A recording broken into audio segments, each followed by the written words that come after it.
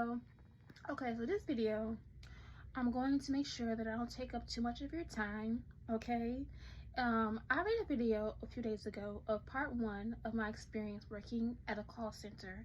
If you did not see that video, then either go watch that one, or you can watch this one and then go back to my previous video of me working in a call center.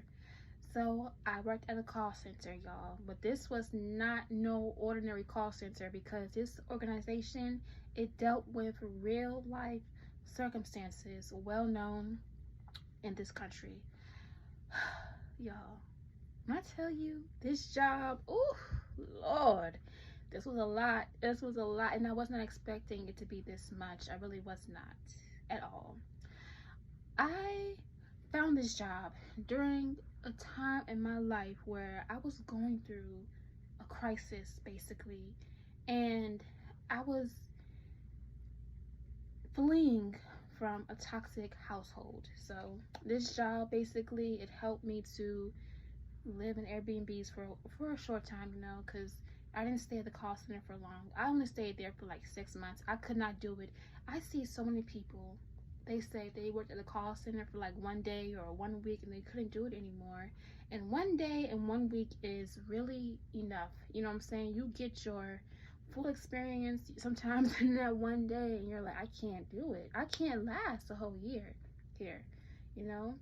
But kudos to you guys who stick it out, because you guys are really brave soldiers out there, you know what I'm saying? But that's how I felt. I felt like I was in a military base camp working this call center. It was just so strict, because sometimes too, y'all, like, it's very strict in these call centers. Like, one little thing can just mess your whole metrics up. Because I remember one time I had clocked back in from lunch break for like 1 second late, y'all. I got an email, I got red dinged.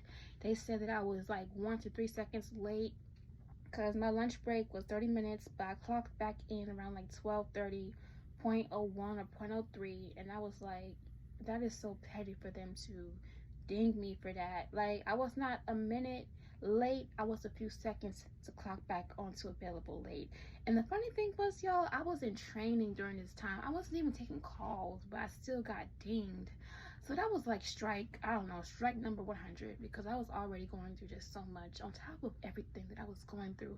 So I can really sympathize with you guys. Like I said in the first video, pray about it, okay? Because I had determination that I was not going to stay at this place, even though, in the beginning I loved it. I thought it's a really good company, but it was just not for me. And I remember I was like, you know what, I'm determined. I'm gonna just keep on looking on Indeed. I'm gonna keep on looking on LinkedIn. I found a job. This job was basically no phone work. I did not have to answer no phones. I didn't have to email nobody. Basically all it was scanning mail, scanning documents. Okay, so you look for jobs where you are basically dealing with documents. You're not answering the phones. Sometimes too, they may say, okay, you got to answer the phone for like tier 1, tier 2 questions. Now that's on you if you want to take that.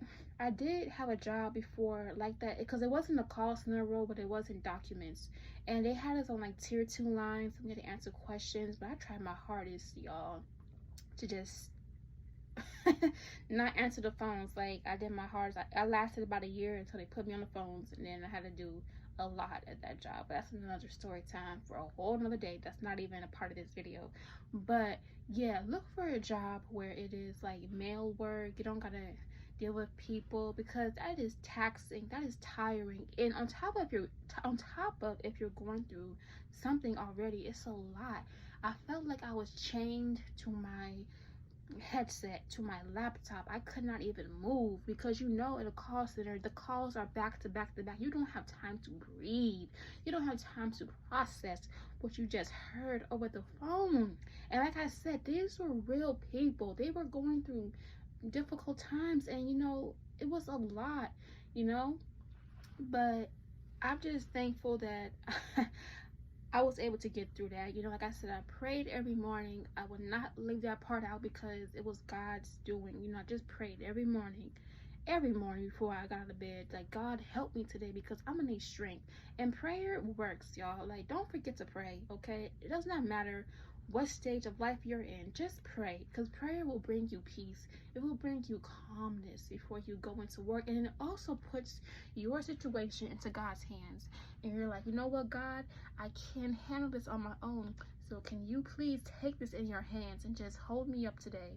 You know, because you're dealing with people who may yell at you. And another thing too, before I end this video, call centers, y'all, you go through so much. Sometimes it's so mentally taxing. Sometimes you get abused over the phone, which I just hate. What else I want to say? Yeah, like that. And you can't even really do anything about it. You know, you just kind of gotta just take it and go to the next call or whatever, or talk to your supervisor or something. But these call center jobs, they really need to be investigated, and there needs to be more empathy and more support for their agents, because if you don't take care of your workers, your agents, then they're gonna feel overwhelmed. But if you show that you care about them, then they're gonna go above and beyond. Just like when we get nice callers, y'all, we make sure that we try to help them in the best way that we can. But if you're yelling, if you're screaming over the phone, then it's like you don't even really even want to do anything, because you're already feeling defeated, y'all. I remember I would wake up every morning feeling so defeated, and it was a hybrid job. So some days we were in the office only like for a few days, and next days we would be at home. But still, I felt like I was bringing my work into my place, you know. And like I said, I was homeless, so I was moving around a lot, so I didn't even have a stable place. I just felt so it was a lot. But like I said at the beginning, call center agents, you guys are soldiers, y'all. And I felt like this job was a military base camp. It just felt like it was a lot. But yeah, I was able to get another job.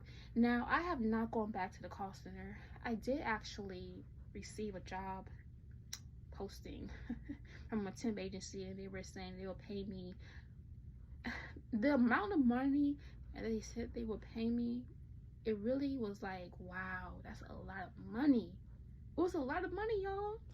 It was a lot, okay? It was a lot of money. All right.